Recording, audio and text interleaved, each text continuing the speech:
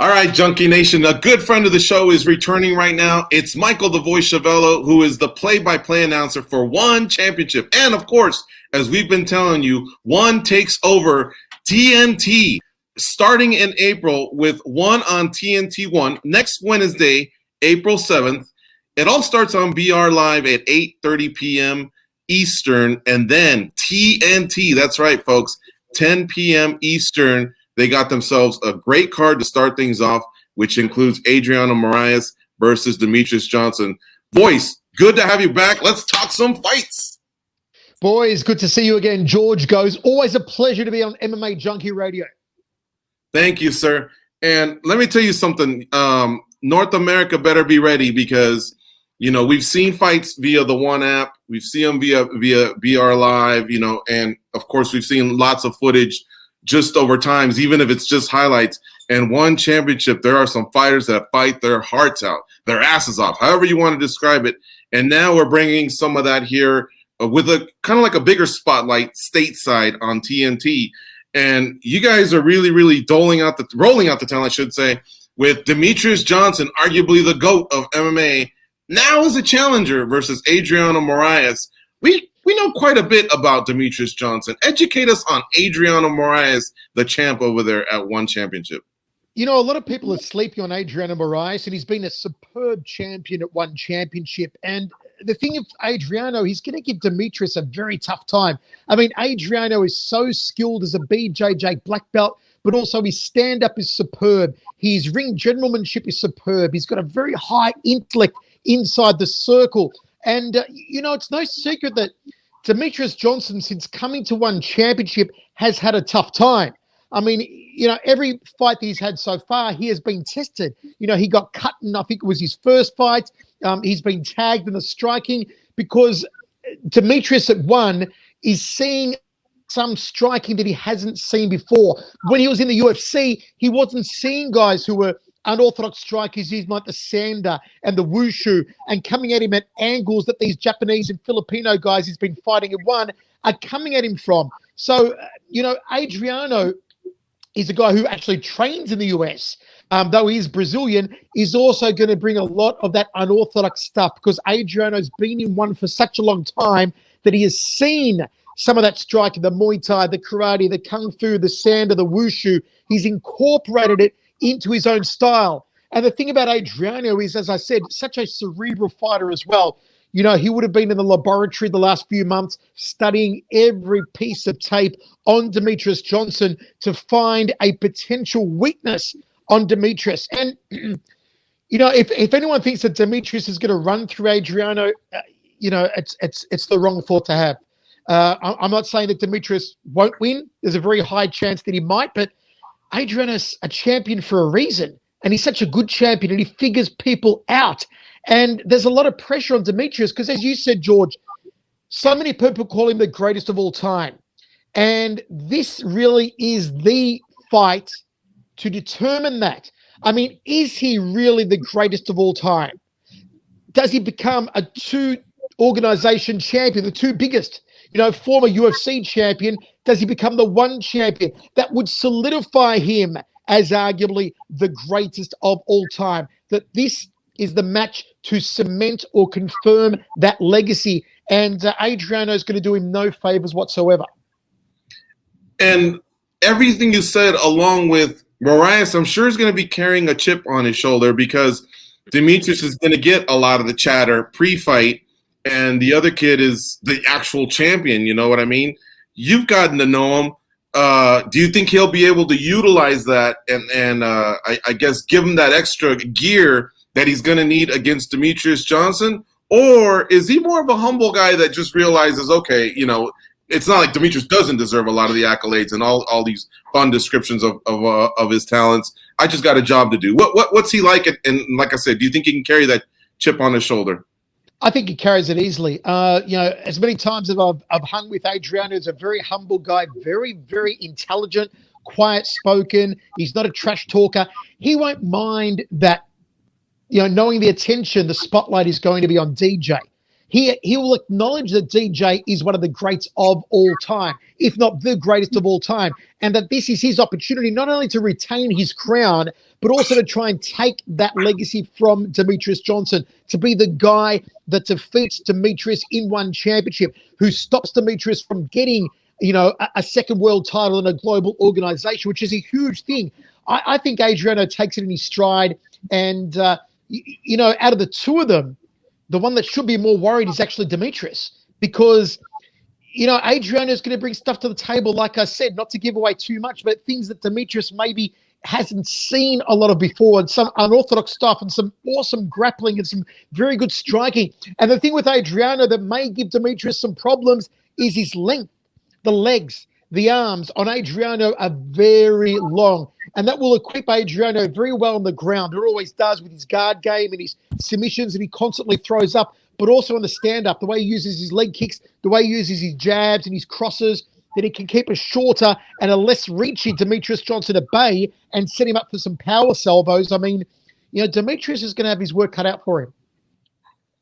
How about that co-main event? They call it a banger, man. Yuri Lapicus and the Underground King, Eddie Alvarez. I'm sure this is just as mouthwatering as the main event. These guys are going to go at it. I remember you describing Lapicus and his pace, and sure enough, when we watched the fight versus Christian Lee, he is one of them guys that gets after it.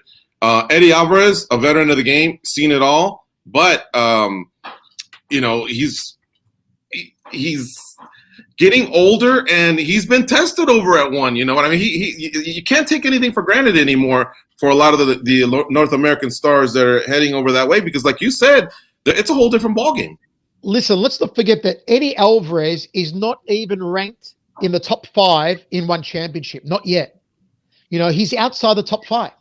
And he goes up against the number 2, Yuri Lapicus. Lapicus coming off an unsuccessful bid against Christian Lee for the world title, where he almost had Christian Lee in the opening, 30 seconds, 45 seconds before Christian turned the table and beat Yuri. And Yuri's something like 14-1 with 13 first-round finishes. And he trains alongside Giorgio Petrosian, the greatest kickboxer of all time. And he's absolute wrecking ball, a machine. And as you said, Eddie, since coming to one, has been challenged. I mean, Timothy Nastukin on Eddie's debut absolutely annihilated Eddie Alvarez. And then in his second fight, Eddie took on Edward Folayang, the former world champion, and was a whisker away from losing, a whisker away. Had Folayang not done a cardinal mistake, and had he kept the fight on its feet, he would have beaten Eddie with 2 or 3 more leg kicks before Eddie got it down, got his back, and tapped him out.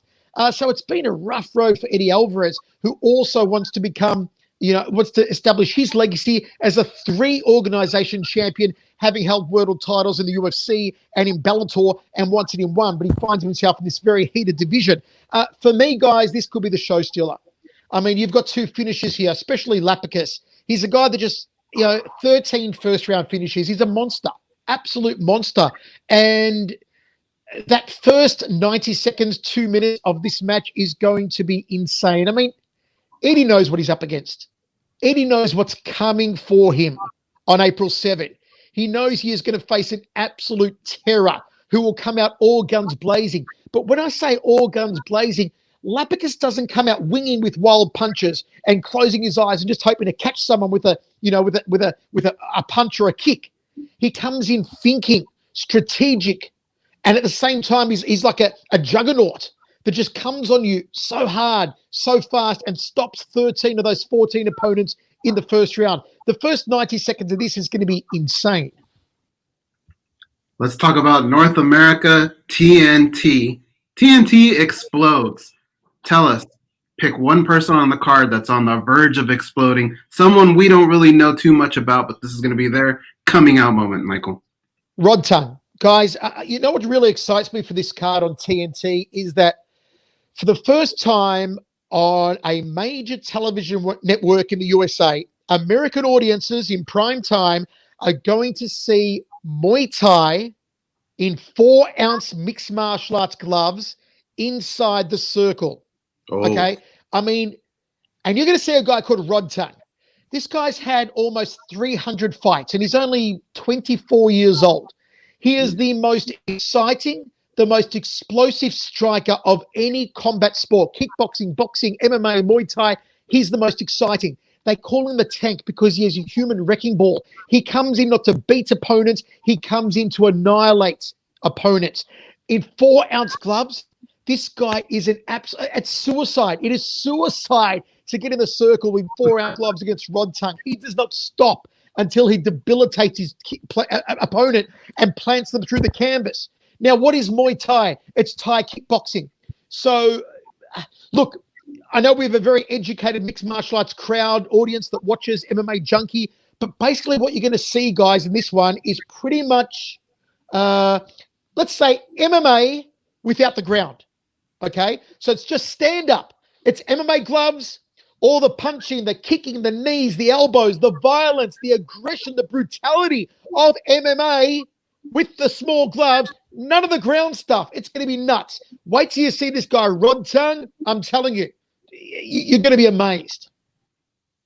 You know, we're all familiar with seeing Muay Thai here. We used to hear you call lion fights, and a lot of our fans became educated on Muay Thai that way. But I know rule sets kind of switch a lot from different Muay Thai organizations. Is there anything about this particular rule set that's going to be different that the fans should know of as far as scoring or anything like that? A little bit different in the mechanics of it. As I said, 4-ounce gloves. So there's no margin for error. And when I say that, it's a defense thing. And it can often be troubling for guys that come from kickboxing to 4-ounce gloves, Muay Thai.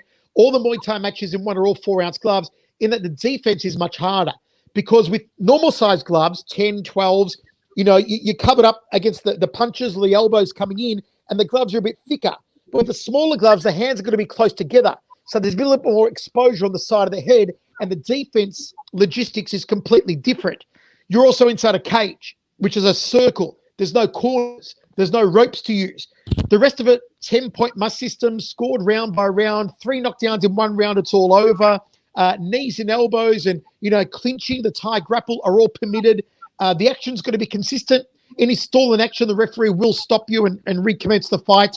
But it's geared for all that action. It's geared as a TV sport, the way we do it at One. What would you tell the audience that's wondering about One Championship and your maybe identity? Like, I'll give you an example. PFL is a season format. Whoever's best in 2021 and has their hand raised, you know, by getting to the finals wins $1 million. The UFC is as real as it gets, you know, within the octagon. And, you know, they started off tournament format, and now it's just more of a prize fighting political thing, similar to boxing. What about One Championship? I know you guys are big on the traditional martial arts, but is there any other identity, I guess, to your athletes and to the sacred grounds of the One Championship cage? Well, I guess if you were to put a tagline on One Championship, it would be the home of martial arts. And the thing about One Championship is the values that we, you know, instill in our martial artists, in our athletes, and that they bring to the circle, the honor, the integrity, the respect, you know, for each other, that Budo spirit that is so apparent when you watch a One Championship event.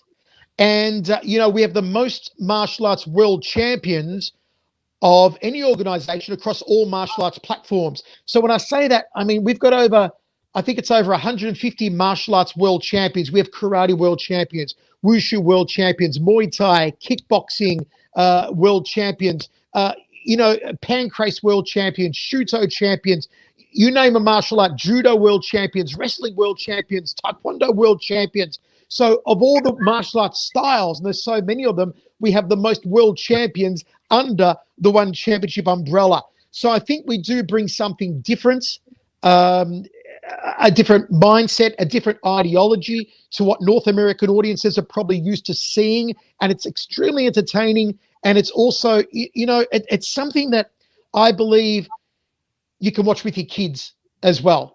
You know, it's good for the kids, the kids to watch, you know, the young teens, the young adults to watch as much as it is for an older audience to watch. It's very family-friendly viewing as far as One Championship goes, because our athletes are all pushing that message of honor, integrity, and being a hero to inspire people in their lives. And it's a message that I love at One Championship.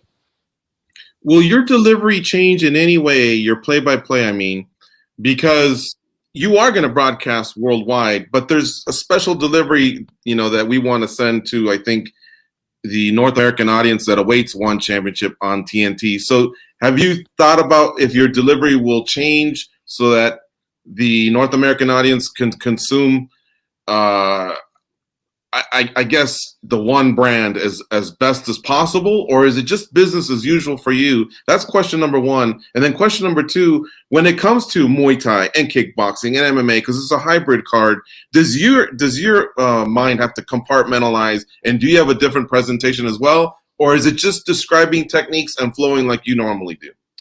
Well, to answer your first question, it will be business as usual.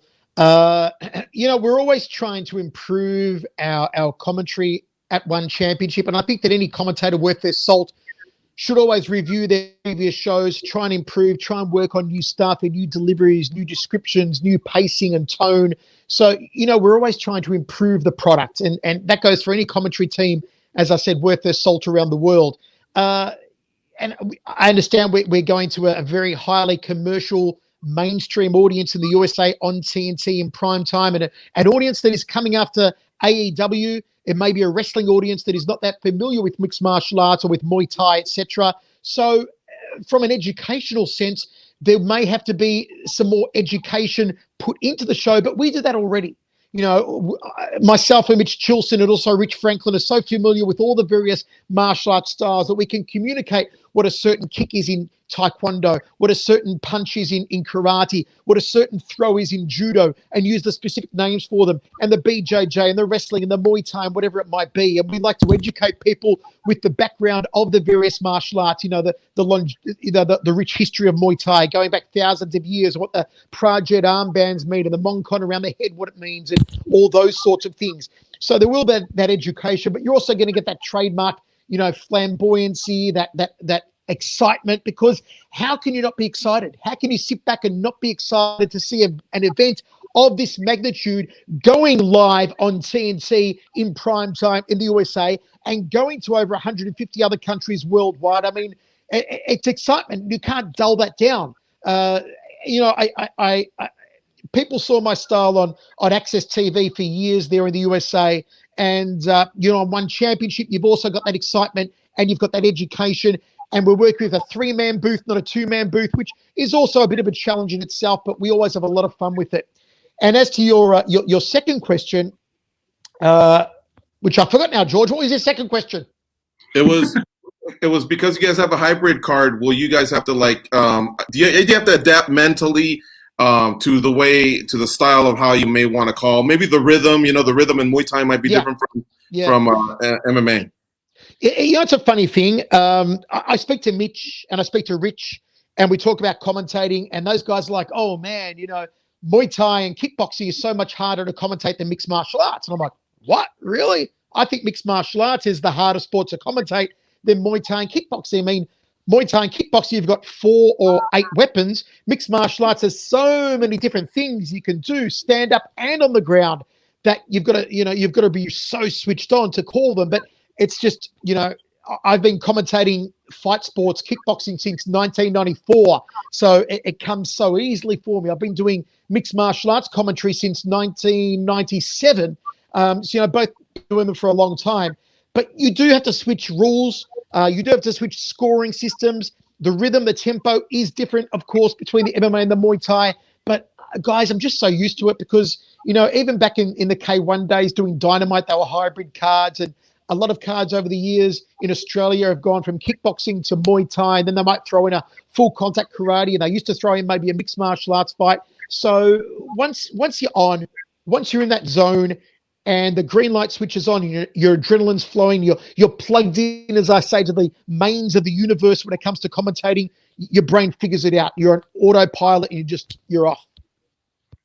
And then last question here, more on the personal side. Do you have a pre-game, pre-fight night meal? I once heard Rogan say he has this big so like over here when he's gonna do the fights like in Vegas, 7 p.m. He'll have this meal around 12 p.m. And I remember he said chicken and waffles, and it's like a big breakfast. It's a big brunch basically, and he just fills up with a lot of carbs because that's just the type of energy he needs so that he can deliver. It's a long night of fights, obviously with the prelims that a lot of fans don't tune in for, but you guys are giving it. It's a special. It's a World Cup final. It's a Super Bowl just for that, guys, as much as it is for you top pros that do this. So how about for you? Have you developed a token meal, or do you have a variety of meals? No, my meal come game day, come commentary day is very minimal, to be honest with you. The main reason being is that, two reasons. A, you don't want to feel full when you commentate, because when you feel full, you can't feel your lungs. It's harder to feel your lungs and talk for several hours if you feel full.